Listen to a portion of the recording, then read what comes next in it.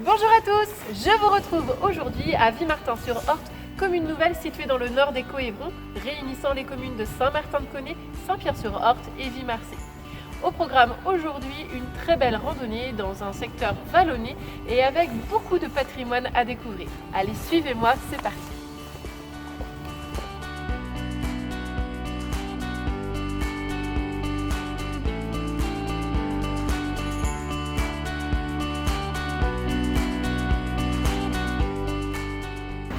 Situé sur le chemin monté, chemin qui mène nos pèlerins depuis le XIIe siècle entre Le Mans et le Mont-Saint-Michel, l'église de Saint-Martin-de-Coney a subi d'importantes transformations et ce depuis le Ve siècle.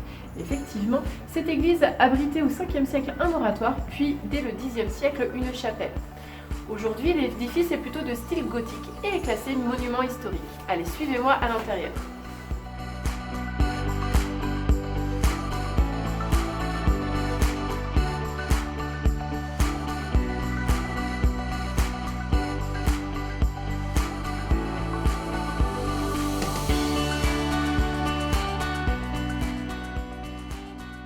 Les murs septentrionaux de l'église sont recouverts de peintures murales réalisées dès la fin du Moyen Âge. L'une des peintures sans nul doute les plus remarquables est celle de l'archange Saint-Michel pesant les âmes tout en écrasant le démon.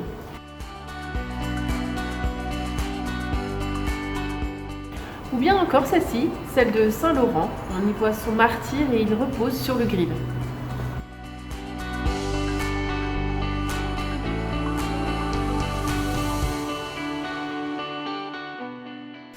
Depuis le XVe siècle, Sainte Barbe est la patronne des forgerons, des artilleurs, des mineurs, des carriers, ainsi qu'une multitude d'autres métiers dont les pompiers. La présence du cycle dans la chapelle dite des forgerons n'est pas un hasard, car le village de Saint-Martin-de-Coney possédait des forges au Moyen-Âge et à l'époque moderne. Ce cycle comportait initialement 18 panneaux. Aujourd'hui, il n'en compte plus que 12. Et finalement, ce cycle, c'est un petit peu comme une BD. Il ne manque plus que les bulles de texte pour pouvoir raconter l'histoire.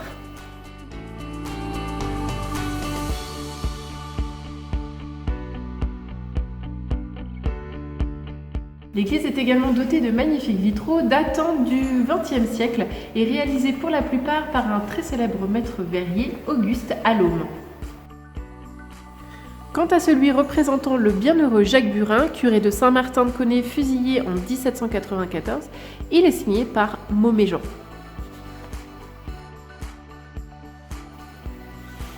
Enfin, il est à noter que l'église est dotée de 4 très beaux retables, dont 3 d'entre eux ont été réalisés par un maître retablier connu, François Langlois.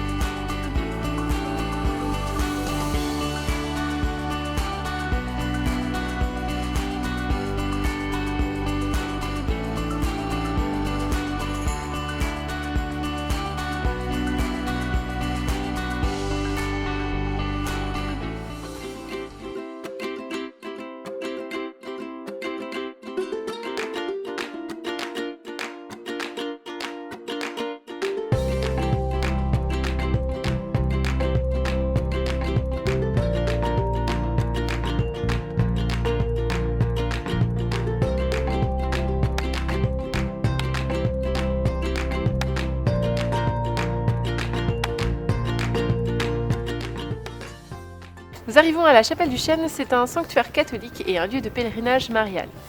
Cette chapelle, qui date de la fin du XIXe siècle, a remplacé celle qui a été construite auparavant au XVIIe siècle. La construction de cette chapelle est liée à une légende. On raconte que dès le XVe siècle, une statuette nommée Notre-Dame de Pitié est installée au creux d'un chêne, au milieu d'une prairie, au lieu dit le hameau de la Grande Métairie. Au XVIIe siècle, la légende écrite en octosyllabes nous rapporte que le comte de Belin, seigneur d'Orte, provoqua un bœuf au milieu de cette prairie. Il invoqua alors la Vierge Marie et lui promit sa conversion s'il venait à être sauvé. Le bœuf le laissant sauf, il se convertit et fit construire à cet endroit aussitôt une chapelle.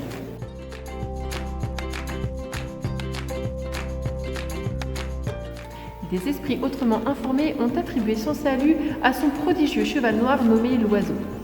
Cette jument noire dont on connaît maintes histoires était le diable en personne. On raconte même qu'elle aurait laissé son empreinte de sabot sur un gros bloc de granit de 8 mètres de circonférence. On l'appelle la pierre talonnée. Cette pierre se situe à environ 2 km de la chapelle. Notre-Dame-du-Chêne devient rapidement un lieu de pèlerinage pour les paroisses avoisinantes. Des peintures murales sont réalisées en 1681. Comme la ferme de la Grande Métairie ne suffit pas à accueillir les pieux voyageurs, plusieurs maisons sont construites et un hameau naît que l'on nomme alors village de la Grande Métairie. Dès le XIXe siècle, de nombreuses faveurs sont obtenues par les pèlerins et la chapelle du Chêne devient ainsi un important lieu de pèlerinage. Imaginez-vous ici en 1878. Il n'y avait pas moins de 5000 pèlerins dans ce tout petit village. La chapelle présente également de nombreux ex-voto ainsi que les béquilles anciennes laissées par les boiteux à la suite de guérisons. Ce secteur de Vimartin-sur-Orge nous offrant encore beaucoup de patrimoine à découvrir. Je vous dis à la semaine prochaine.